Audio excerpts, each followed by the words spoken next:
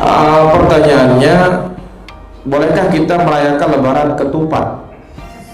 Ada Lebaran ketupat sini? Nggak ada. Alhamdulillah, nggak ada.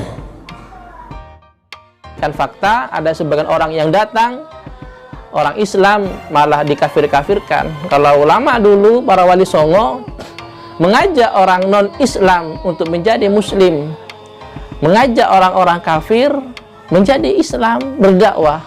Tapi ulama sekarang yang notabene dalam tanda kutip disebut sebagai jaringan Wahabi, Wahabiyah, malah mengkafirkan, malah membid'ahkan umat Islam. Pertanyaannya, bolehkah kita merayakan Lebaran ketupat? Ada Lebaran ketupat sini? Nggak ada. Alhamdulillah, nggak ada. Ya, ini disebut, difatwakan oleh para ulama kita, diantaranya Syekh Ibnu Utsaimin rahimahullah taala, dan sebelumnya jauh-jauh Syekhul Islam abad ke-7 atau abad ke-8. Itu Al-Eid Yaum Ats-Tsamin, berhari raya pada hari ke-8 bulan Syawal, karena hari pertama Lebaran. Hari kedua mulai start puasa. 2, 3, 4, 5, 2, 3, 4, 5, 6, 7, habis 6 hari, kemudian yang ke-8 Lebaran. Ada takbirannya lagi. Iya. Nanti sholatnya apa? Duha berjamaah. Ini sudah diperjamaah. Cocok apa yang dikatakan oleh Ibn Abbas radhiyallahu anhuma. La yati 'alan nasi 'amun illa wa ahdatsu fihi bid'ah wa amatu fihi sunnah hatta tahyal bid'ah wa tamutas sunnah. Tidaklah datang suatu tahun melainkan manusia itu semakin mengada-ada, membuat bid'ah, sehingga bid'ah hidup, sunnah mati. Terjadi berjamaah. Dan di fatwa kalau Syekh Ibnu Utsaimin ini dikatakan apa? Idul Abror katanya. Ya, kalau dibahasakan lebaran kiai. Kiai saja yang lebaran. Ya.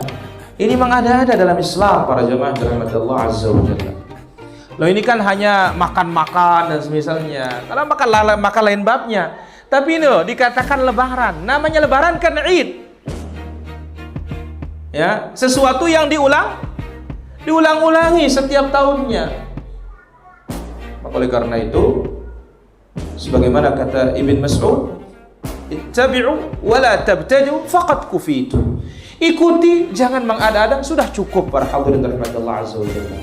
Mengingat juga apa yang dikatakan oleh Ibnu Mubarak rahimahullah taala, fil hadits sahih ghinan an saqimi atau an hadits dhaif atau syughlun an hadits dhaif.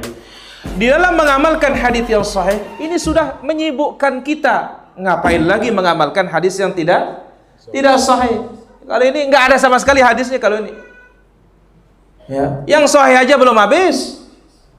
Ngapain lagi mengerjakan yang palsu? Nasallallahu alaihi wal afiyah. Allah taala ala wa ala. Akhir-akhir ini ramai banyak diperbincangkan di masyarakat, terlebih kaitannya dengan hari raya ketupat. Ada dari sebagian dari mereka, dari ulama-ulama mereka yang mengatakan bahwa tradisi hari raya ketupat adalah perbuatan yang dilarang oleh agama karena tidak pernah dilaksanakan oleh baginda agung Rasulullah Muhammad SAW. Mereka teriak kemana-mana kalau pelaksanaan hari raya ketupat adalah perbuatan yang melanggar dari syariat agama Islam dan tersebut dikatakan sebagai hal yang mengada-ada. Sungguh ironis, akhir-akhir ini mereka sangat gencar sekali memberitakan, menfatwakan, bahkan membid'ah-bid'ahkan, bahkan dalam tanda kutip mengkafirkan sesama dari kaum muslimin, yakni saudara-saudara kita. Kalau kita melihat sejarah tentang hari raya ketupat yang dilaksanakan 7 hari, bahkan ada yang 8 hari dari bulan Syawal, itu merujuk kepada satu konteks hadis yang oleh Rasulullah disabdakan, man shoma ramadhana summa atba'ahu bi sitti min syahri syawal kana kasiyami dahri kulli. Barang siapa yang berpuasa 6 hari dia bagaikan berpuasa selama 1 tahun penuh. Dah, para ulama-ulama kita yang menyebarkan agama Islam pada zaman dahulu, diantaranya para wali-wali songo, menerapkan dakwah-dakwah yang toleran, dakwah-dakwah yang tawasud, yang moderat, yang tidak bertentangan dengan adat istiadat. Karena Islam, jika Islam dapat berkembang dengan baik ada di negara kita, di bangsa kita ini, salah satunya menggunakan metode budaya dakwah. Dan hal ini untuk memberi stimulus kepada masyarakat Jawa pada waktu itu, bahkan sekarang.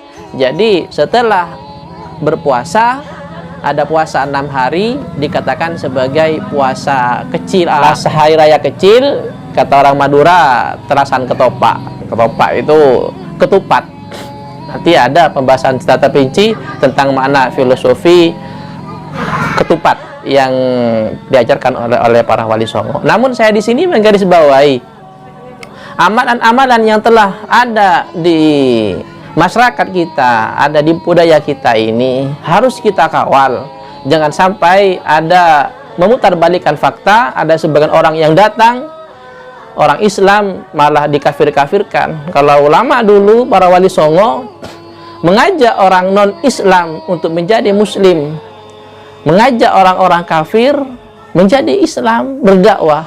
Tapi ulama sekarang yang notabene dalam tanda kutip disebut sebagai jaringan Wahabiyah malah mengkafirkan, malah membid'ahkan umat Islam. Ini sangat ironis sekali.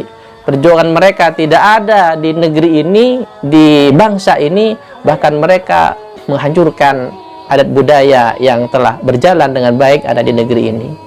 Dan ini selaras dengan sabda, dengan firman Allah Subhanahu wa taala, fa amma bi ni'mati rabbika fahaddits. Maka berbahagialah bagi orang-orang yang telah melaksanakan ibadah kepada Allah Subhanahu wa taala. La in syakartum la azidannakum. Bahkan di dalam daksil yang lain mengatakan kita disuruh bersyukur oleh Allah Subhanahu wa taala, maka Allah akan menambah keberkahan yang ada pada diri kita. Berbahagia, berbangga dengan melaksanakan ibadah seperti halnya ibadah puasa selama 6 hari setelah melaksanakan ibadah bulan Ramadan. Assalamualaikum warahmatullahi wabarakatuh.